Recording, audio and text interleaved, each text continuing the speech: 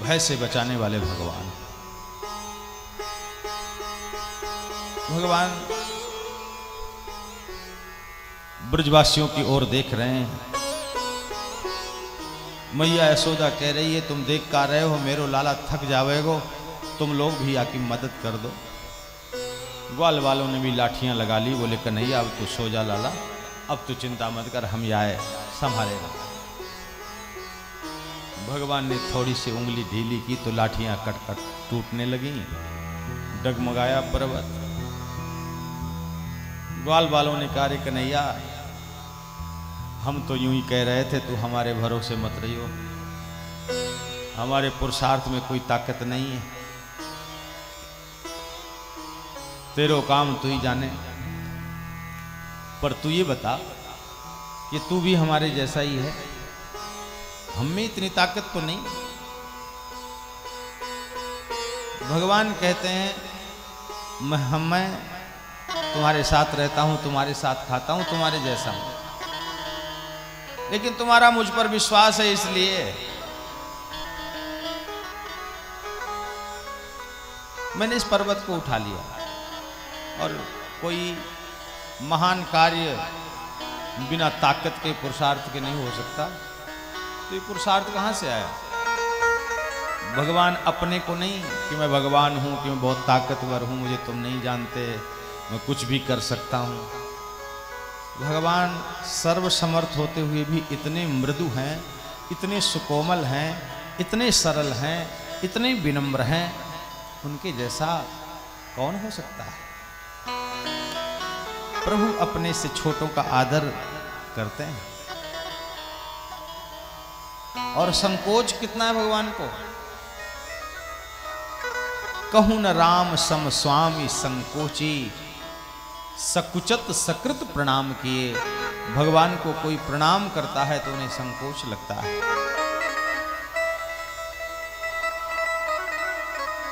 भगवान कहते हैं कि ये ताकत आप लोगों ने ही तो दी है, माखन खूब खिलाया है तो मेरे में ताकत आ गई, ये तो मैंने गिराज उठा लिया। कछु माखन को बल बढ़े, लेकिन अपने बल से अपनी ताकत से कोई इतना बड़ा कार्य थोड़ी ना हो सकता है। कोई कहे कि अरे मैं बहुत ताकतवर हूं, मैं कुछ भी कर सकता हूं। पुरुषार्थ के साथ साथ अपनी ताकत के साथ साथ दूसरों के सहयोग की भी आवश्यकता होती। तो भगवान कहते हैं गोपन करी सहाय। ग्वाल वालों ने भी सहायता किया है, लाठी भी लगाई है, और नहीं तो कम से कम तुम लोग मेरे कंधे से कंधा मिलाकर मेरे साथ खड़े तो हो। इस महान विपत्ति में आप लोग मेरा साथ दे रहे हो, सहयोग है आपका। लेकिन यह भी जरूरी नहीं कि पुरुषार्थ और सहयोग से भी काम चल जाए। तीसरी है कृपा। कृपा के बिना संभव नहीं। तो ग्वाल वालों ने देखा, कन्हैया तू कृपा की बातें कर रहा है, तेरे चमत्कार हमसे छुपे नहीं है कन्हैया, हमने तेरे को बचपन से देखा है। तू 7 वर्ष का तो अब हुआ है, लेकिन जब तू 6 दिन का था तब से ही तेरे खेल शुरू हो गए थे। पूतना को तूने मारा, तृणावर्त को तूने मारा, अघासुर, बकासुर, व्योमासुर, कितनों को तूने नहीं। और तू कह रहा है कि कृपा से, तुझ पे किसकी कृपा है? भगवान कहते हैं कृपा सब पर है। भगवान राम परात्पर ब्रह्म है, लेकिन वो भी पूजा करते हैं, वो भी किसी की कृपा का अनुभव करना चाहते हैं, करते हैं। जब कोई संकट आता है, कोई बड़ा कार्य होता है, तो वो भी भगवान भोलेनाथ को पूजते हैं, अभिषेक करते हैं।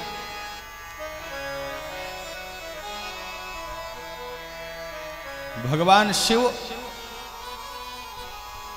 विश्वास है, पूजने के लिए, मानने के लिए, बस मान लेना।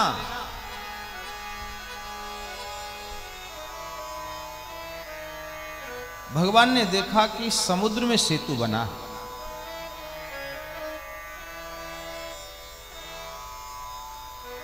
और कैसे बना है?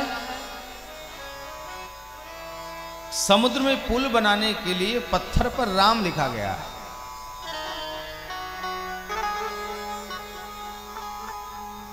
तो भगवान ने सोचा कि पत्थर कभी पानी में तैरता नहीं, ये राम लिखते हैं और पानी में पत्थर तैर रहा है, मैं भी तो देखूं। भगवान एक किनारे में गए और राम लिख करके पत्थर को पानी में छोड़ा तो डूब गया। पीछे मुड़ के देखा, किसी ने देखा तो नहीं, तो पीछे देखा कि हनुमान जी खड़े हैं।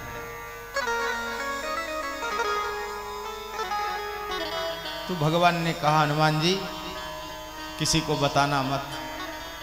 बोले क्या? बोले देखा नहीं।